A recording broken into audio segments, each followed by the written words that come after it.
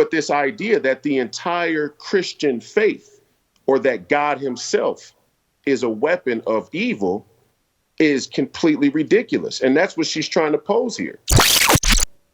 Ilhan Omar from Somalia, basically playing a card that, oh my God, if some Muslims were leading a song on a plane, the plane would be hijacked or grounded or anyway, it's ridiculous. She's getting trashed by it. You're running against her for her seat. What was your take?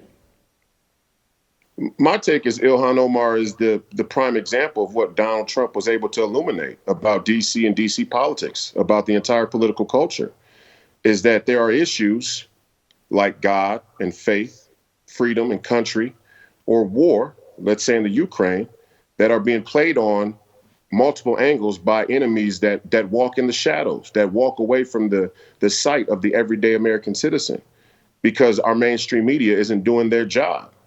And if they were doing their job, you would see, for example, an Ilhan Omar whose platform and allegiance, to the Democrats she serves is explicitly anti-God. She can't pray in Nancy Pelosi's office. She can't go in Joe Biden's office and pray. She can't pray with the LGBTQ community that she's trying to garner the votes from so hard here in CD5 in Minneapolis. She can't pray with the feminists who say that Christianity and America is white supremacy or the patriarchy. So to even make the theoretical proposition that her and her family would pray in a public place at all is completely dishonest. I mean, and I want to talk about the Ukraine too in this aspect, because I think that's another good example. But first, here's how America and the world has begun to be divided. People who believe, people who don't believe, people who say they believe but don't practice. Okay?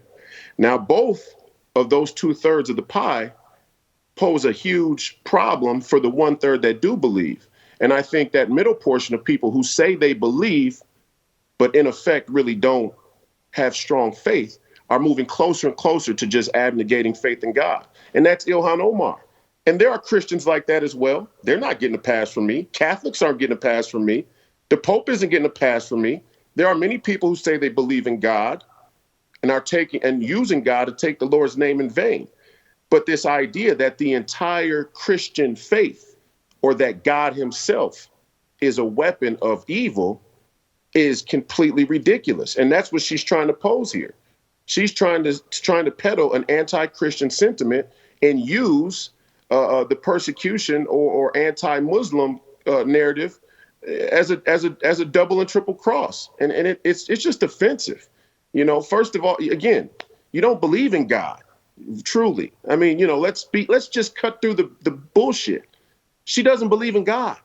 She doesn't believe in the Muslim God that she tries to present herself to believe in. All of her actions are contradictory, unless she's trying to propose that she herself is revolutionizing the Quran and the faithful teachings of the Muslim faith, which many of these leftists are doing.